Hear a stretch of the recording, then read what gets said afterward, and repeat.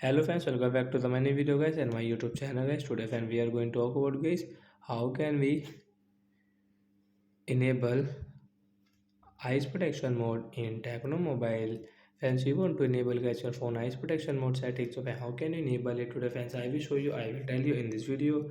So before starting video, friends, first of all, go and subscribe the channel guys. Click the bell icon, like the video. So first of all guys, you will have to on guys your phone setting to enable guys your Tecno phone eyes protection mode. So then we will on our phone setting guys.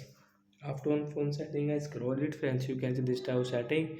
So when how to enable phone eyes protection, friends, we will click on my phone display and brightness. Tap on display and brightness. Click on this eye care setting means eyes protection mode guys. You want to enable guys, you can enable from here. After enable guys, you can see guys this your eyes protection mode brightness guys. You can adjust this brightness according to yourself.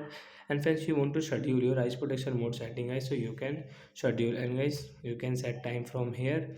And friends, AM PM hour minute and hour and minute list guys, and friends you can see guys and time guys you can use from here, but guys we will enable now.